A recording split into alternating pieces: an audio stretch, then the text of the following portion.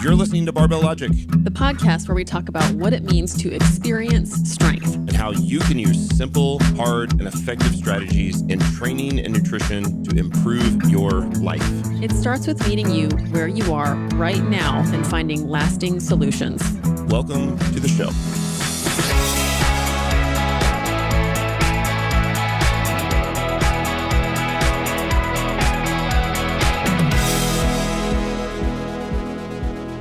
Hello, everybody. Welcome to the Barbell Logic podcast. This is Beast Overburden. I'm your host, Nikki Sims. With me is Andrew Jackson, your favorite co-host. Hello again. Hello. And we have a guest with us today. This is a client of mine. His name is Jack Armstrong, coming to you from Switzerland. Wow.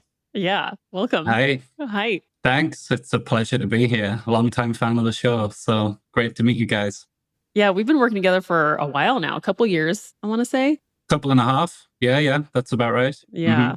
But we're really not here to talk about you, Jack. Just kidding. Who wants to hear that, huh? No. Well, we wanted to bring Jack on the show because he just completed something really special to help out a friend and his family called the 3 Peaks Challenge, which is something that occurs over in the UK.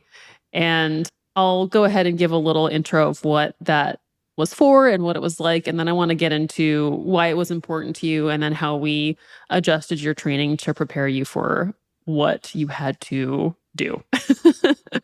The 3 Peaks Challenge is as you would guess, 3 peaks that you can ascend and descend. And the goal to make this a challenge is to do this all within 24 hours. So people have proven that you can climb them, come back down, drive to the next one, and do all of that within 24 hours. How tall are each one? So it's the highest mountain in each of the 3 countries of Britain, right? So it's the highest in Scotland, the highest in England, and the highest in Wales. So the highest one in Scotland, Ben Nevis, is about 1,300 meters. Sorry, I don't know what that is in feet. Nobody knows. And then 1,000 in England and 1,100 in Wales. So the total climbing is about 3,000 meters up and down, which is about 10,000 feet. That I do know, 10,000 feet. Okay. That's a lot. That's so much. And to know that it was going to be something that takes 24 hours, that's usually a time that you would be sleeping. And instead of sleeping, you're either driving or walking up or down a mountain. Right. Yeah. And you had some weather. We'll get into that in a second because I definitely want to talk about that. But why did you decide to do this? Well, a good friend of ours, Simon, his daughter, Margot, who is 5 years old, was in April, unfortunately diagnosed with a brain tumor. So she was immediately after that taken into surgery. She had a successful first surgery and had a lot of the tumor removed, but she's now going through round after round of chemotherapy. At the moment, she's doing a particularly nasty, aggressive radiotherapy. And you can't imagine. I mean, I'm father of 2 kids, and I just can't even imagine what the family is going through. No. So me and a group of us, there were 8 of us all together, we kind of said, what can we do that's going to cause lots of pain and maybe raise some money for charity? So we settled on this, which did indeed cause lots of pain. I can maybe get into it in a little bit. But the goal was to raise as much as we could for the Great North Children's Hospital, which is the children's hospital in Newcastle that's treating Margot for the cancer. So that's the backstory. That's why we did this crazy thing. It wasn't by choice. Wow. It wasn't for funsies. Yeah. That is such a wonderful thing to do it for. Like, if there's any reason to do anything, it's to help someone like Margot, like just a little 5-year-old who should be just getting to be a kid, and she's having to deal with this instead, and her family. Like you said, I can't even imagine. It makes me already very emotional. So yeah, it's nice when there's a mission. It makes you feel like you can contribute in some way. And it's more than just giving money. It's putting yourself out there on the line and doing it as a group with your friends and giving people a reason to care about it. Yeah. And I mean, that's the thing. You can't do anything. You can't really do anything, as much as we would like to. We can't, there's not a lot we can do. We're bystanders here. It's hard enough for the family who are there trying to support. They also have another daughter, 7 years old. So it's hard enough for them. We're even further removed. So it's like, what can you do, right? So at least it's something that we could do. And that's what we thought. And you decided to do this about 6 weeks before the event, right? or that's when I think you told me 6 or 8 weeks before it was Yeah. going to happen. Yeah, 6, maybe 2. And, we had one of our check-in calls where, it's always Jack wondering, so what are we doing this for? And then us deciding, well, let's get your bench press huge. But this time you were like, well, I've got another thing to throw into the mix. But if possible, can we still get the bench press huge at the same time? Of course. That actually went pretty well. So, yeah, I would really like to talk about what we decided to do with your training, because it's interesting. Your back is one of those backs that's really temperamental. We've found ways to work around it, but, squats and deadlifts, they've been really challenging to keep in the picture. And we got into a pretty decent groove of what we could do for your squats, but it requires a lot of, open-mindedness, a lot of stuff we talked about, being curious, managing expectations. But now we really needed to prepare your legs. So the question was, how are we going to prepare your legs for all the work that they're going to be doing? Yeah. For context, what did training and work life look like pre-mission? Like, what was it up until April or May? Yeah, it was 3 times a week in the gym, almost every week. Home gym. Home gym, yeah, which is just the best thing.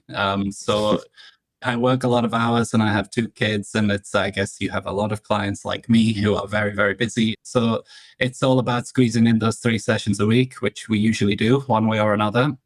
But as Nikki said, the back has just been problematic for forever. And we've tried deadlifting in the past. It didn't go well. We've taken that off the menu now. So really it was about driving up the bench, because that seems to be the one thing I can actually do heavy without pain. So we've always focused on that and sort of tried to work around the back, right? So we kept squats in there, but they're lighter than I would like them to be. But that was the goal, to sort of build the upper body and keep the back ticking over. Is there something in particular that is a injury or past thing, or just the way your back works? It is a torn disc, apparently, but I don't know what that really means. I mean, Right. I've been told it's torn and that it probably doesn't heal. It's probably stuck that way, and I've got to sort of work around it. The initial concept was, let's deadlift and make all the other muscles strong, and then the back will get better. And I really, really believed that. And that was what I wanted to do.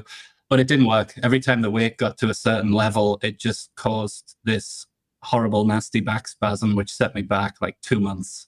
Yeah. And we had to kind of switch gears and do something different. Yeah. And we've been able to still are able to get heavy weights in your hands. We've been able to do that with the bench press, like you said. Now you're in a Globo gym, so I'm getting to load your legs up with the leg press, which has been really fun for me. I hope it's fun for you. I love the leg press now. It's my new favorite thing to do. Yeah. I just love putting plates. You don't even count. You just put plates on the thing and then go for it, right? More. So good. And are you based in Switzerland now, or are you just traveling there for work? No, I live in Switzerland. So I've been in Switzerland for 8 years. I'm originally from Northeast England, Newcastle in Northeast England. Gotcha. And that was something that we had to be mindful of, is you need to be ready to hike for a full day. We can't take the risk of your back acting out, which, as much as we try and navigate, it does what it wants to do. And, some days it's, like we've joked about, well, I sneezed, so now my back is out. Yeah. Then we have to be really patient with it to let it run its course, but we needed to get your legs ready. So, and when we're getting ready for a hike, and I know, Andrew, you've had not just a hike, it's a lot more than that. You've had experience preparing some of your clients for this, but there's so much to ask of the knees, lots more range of motion than you would usually do in a squat. Very unilateral, lots of downhill movement that will make your legs so sore. So that's what I really wanted to get your legs ready for. And then we were slightly limited by how much weight to put on your back, but at the same time, that was okay, because we used pause squats and tempo squats and lunges just all the time. Now you were doing lots of legs 3 times a week, really high rep. Right. So we couldn't load it, but we could just do endless walking lunges until you sort of want to curl up and die. Yep. So that was what we did, right? And the pause squats, the single leg work, it was all helpful. It was all really helping, right? But then I guess as we went through it, the goal was to get the knees stronger. And we did. But then I started to feel knee pain, fatigue in the knees. And as we got closer and closer to the actual challenge, I started to think, have we actually gone too far and done some damage? So that was a little bit touch and go for a moment. Yeah. And I kind of knew that was going to happen because we were really challenging, like more than just your muscles. We had to challenge your tendons and ligaments. And, that's a different experience for that kind of tissue because there's not as much blood. So I think the way they feel the training is different. And also just such an increased frequency of how many knee bends you were doing per week. So I knew we were going to run into some soreness and discomfort. And I was hoping you would get to feel that before the hike. And so that would be a little bit less during. But did you feel like by the time you were on the mountain, they were recovered, or did it still feel like in the sketchy zone? No, the knee pain resolved just in time. It was literally a few days before I flew to the UK. I could still feel it and it went away. That sounds like preparing for a meet, like It 6 does. to 8 weeks before a meet. You kind of almost want to feel like you're Like you never want to lift again. questioning your choices. Yes. And then you start to taper towards the end. I assume you guys did a taper and Yeah, we did. And I mean, I was also hiking. I mean, that was the other element of the training. oh, right. That was a new variable. Okay. Yeah. So that was taking a toll. How often were you able to go hiking? I tried to do once a week for a proper one. So 4 or 5 hours. So, I mean, I live in Switzerland, which is the perfect training ground. Yeah. Literally, I can walk out the back door and climb a 1,400-meter hill. So it's perfect Okay. for training. Okay. And then once to twice a week, try and do at least a sort of relatively fast up and down for an hour when I could squeeze it in on a lunch break from work or whatever it might be, basically. But the one time a week, 3 to 5 hours, that was the goal. And to keep up the 3 weight sessions as well, right? So it was adding to what I had done before. Yeah. And you were noticing like your traps were really sore, like that was new, like your back was feeling, because you had a pack on. Those were new things that you hadn't been encountering before. So then you had to get your feet prepared. Did I hear you correctly? You said 1,400 meter right outside your back door. Right. Yeah. Right outside your back door is a peak higher than all 3 of the highest peaks in all of the UK. Higher than anything in the UK. Higher than anything in the UK. Like, wait a second, Yeah. let's fly somewhere and then drive.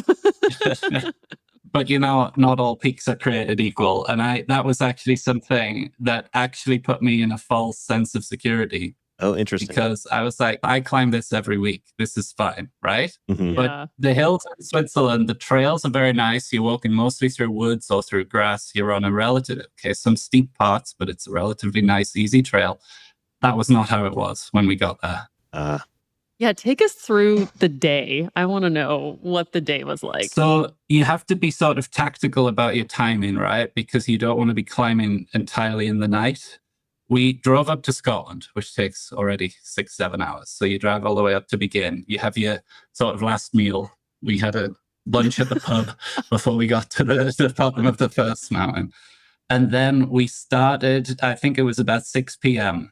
So it was August. So we had daylight until quite late. So we started at 6 p.m. and up we went. And this is obviously the biggest one of the 3. So you start from sea level. So it really is 1,350 meters from up and down. So up and down Ben Nevis, we came back down at about 11 p.m. We got changed and then we got in our minivan and off we drive. So we were also taking turns to drive. I guess when some people do this challenge, they have a driver. With hindsight, that would have been really a good idea. But we were taking turns doing sort of 2 hours each at the wheel. So we left at about 11 p.m., drove through the night, arrived at the next hill at 5 o'clock the next morning and started. How were you feeling at the beginning of the second one? Yeah, really. Just awful.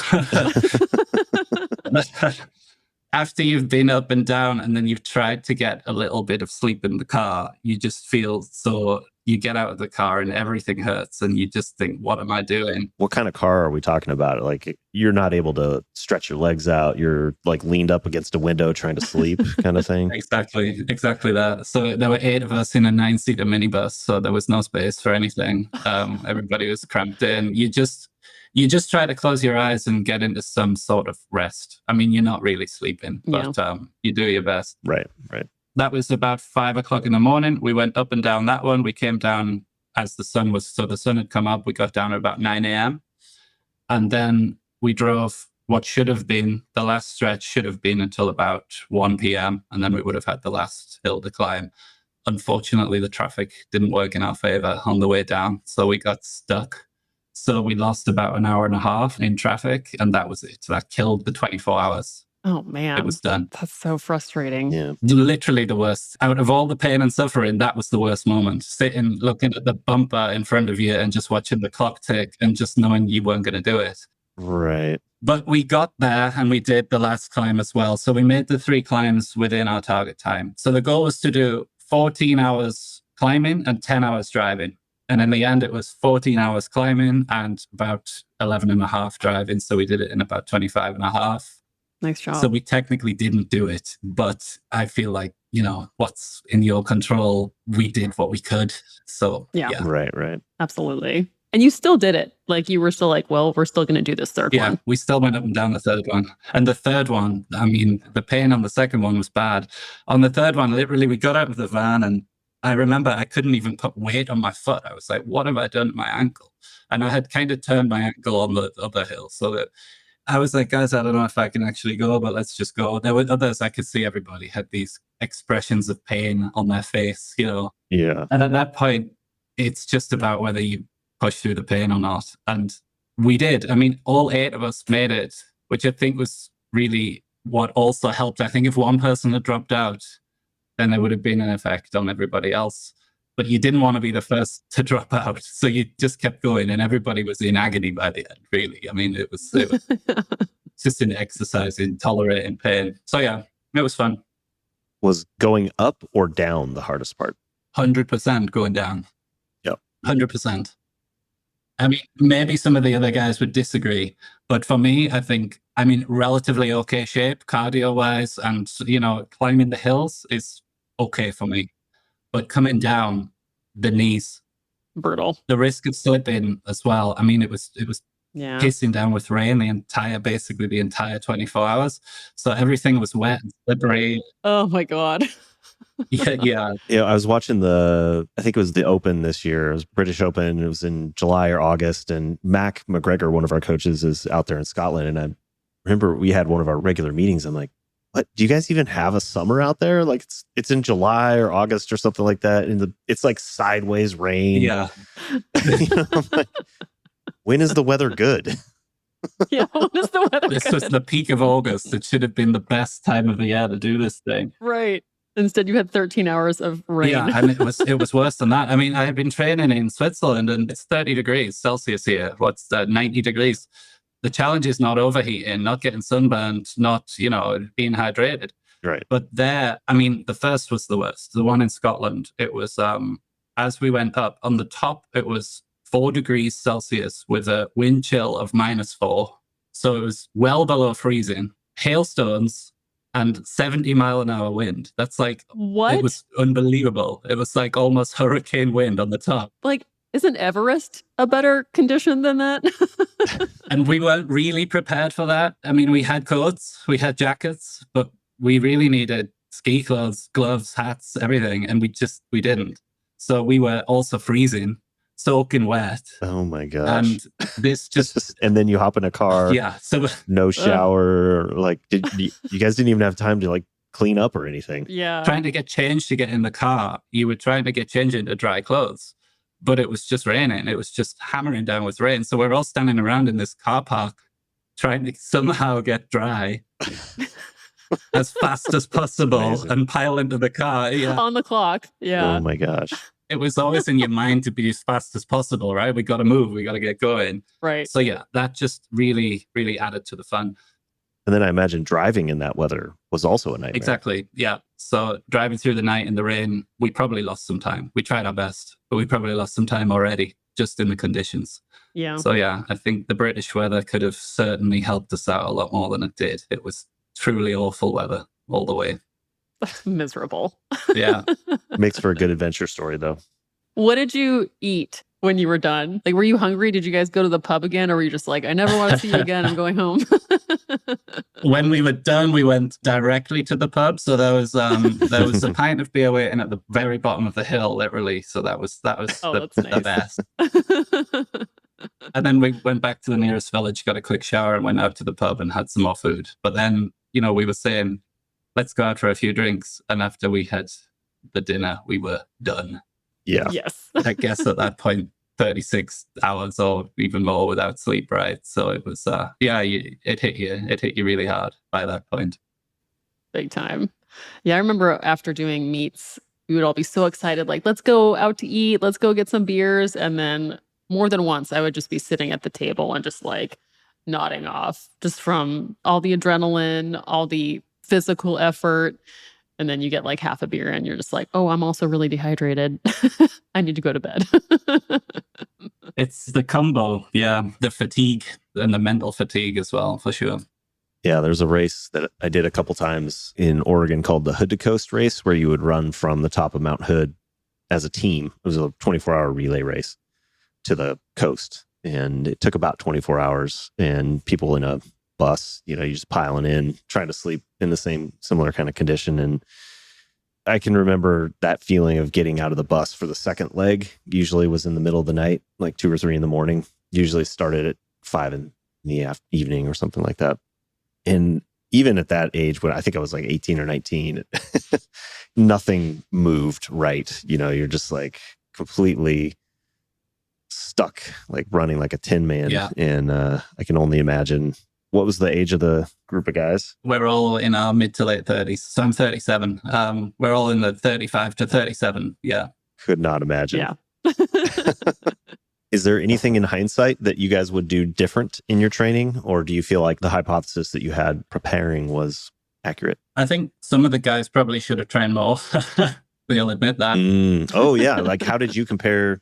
How were the rest of the guys training or preparing compared to you? And did you notice a difference? We were certainly within a wide range, let's say. Are you going to send this to them? Is that why you're holding back a little bit? You want to say anybody by name? Adam Gallagher. Let's say Adam Gallagher should have done a bit more training. Adam's getting called out. But he did buy sticks. So that made all the difference. He bought the walking sticks. Smart. That's actually really smart. He was flying right up until he threw up at the halfway up the second mountain. He was going great, Sticks aren't going to help with that. But he kept going. That's the cool thing. He kept going. So Oh, no. Good job, Adam. Yeah.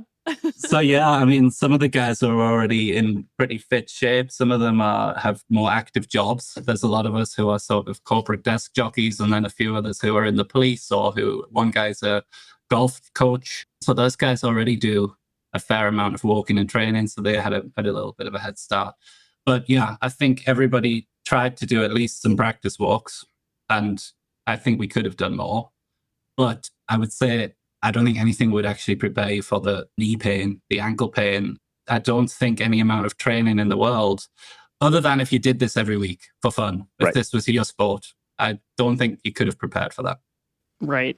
I have a client that goes hunting in Alaska once a year in the fall, and it's hunting mountain goats. And so he's climbing. I mean, it sounds actually horrible as well. It's usually really cold, raining, waking up in the morning in tents in a pool of water, carrying a bag, chasing up and down these like no path at all kind of terrain, sharp, jagged rocks. And we do very similar things. We do lunges, and we prefer, usually go high bar squat and just really try to get into like a lot of deep knee bending, step ups. And every year we sort of try to iterate a little bit on it. And he lives in Ohio, so doesn't have the backyard to, go on hikes, but he rucks when he can. And we've pretty much come to the same conclusion as well. It's, it gets a little better every year.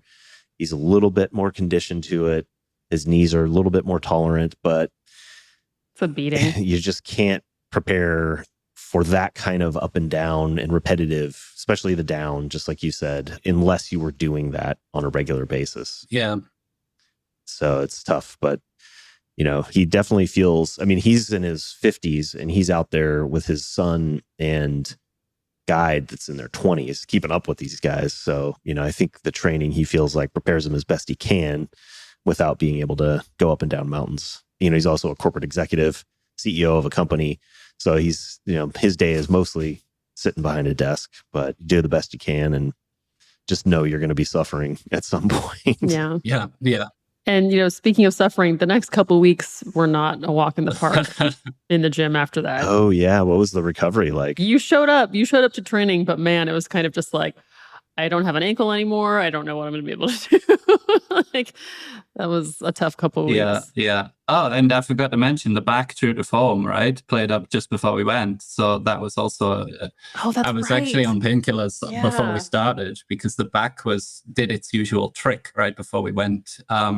So yeah, I had back pain, knee pain, everything pain. And when you come back and you sleep, it doesn't get better, right? The next day was just so painful. Yeah. And what did we even do, Nikki? We did what we could. I think I did some empty bar squats and called it a day, but we did something. We did something. Incline. Yeah, we did so much benching. Sure. It was like high bar squats at 20 kilos. Right. Yeah, just right back into all the benching and then just testing the waters. Although you actually got back into squats the next week. Yeah, it was just a lot lighter, which is really cool. You even did some front squats, which is pretty awesome. Yeah. And then it wasn't that long after that you got into the gym and you were on the leg press. So I know it felt like dog shit, but you went back into your training. Like, that is such an opportunity for someone to be like, okay, I'm taking a month off from the gym. You didn't do that. Yeah. I thought that was really cool. But, it helped. I mean, doing the empty bar squat, my knees felt a lot better after that than it did before I started. The first set felt awful. The first set felt like broken glass in my knees, but it felt okay. And it got better as I got warmed up, right? Yeah. So I think actually the training helped me to recover faster in terms of getting over the pain, for sure. How did the charity go? How has that part of it been? Really good. We got, so we had a target of £5,000. We got 6, which is great. But what's also really cool is there's a bunch of other people doing a bunch of other stuff. So it's all under this banner of Miles for Margot. One of our friends did 5K run a day for a month. He just did that on his own. That was quite cool.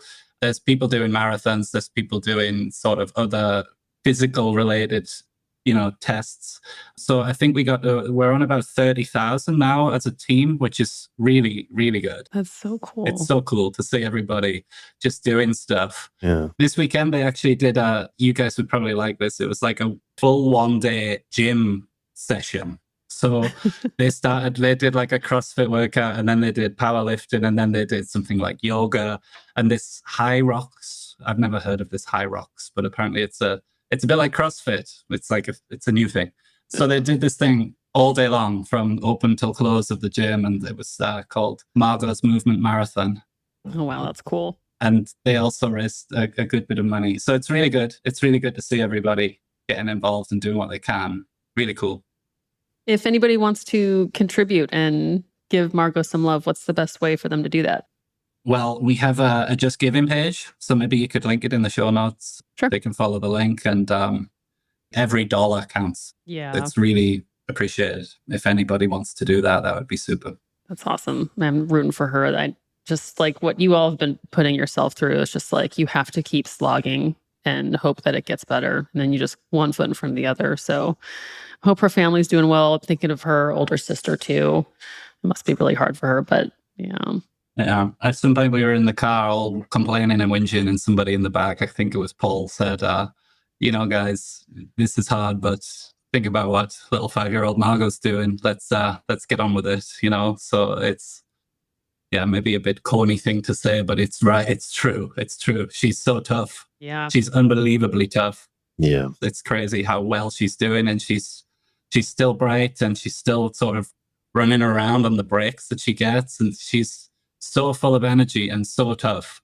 I don't know where it comes from. It doesn't come from her dad. I know that for sure. So it must be from Helen. That's so cute.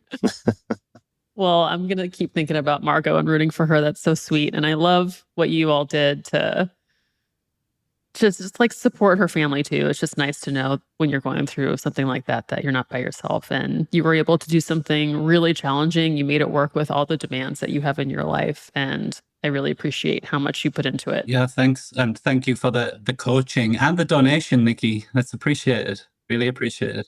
Oh, of course. Yeah. It was fun. I look forward to the next surprise you bring on one of your calls. Well, what the guys are saying now is we didn't actually do 24 hours, so shall we try again next year? Got to do it again.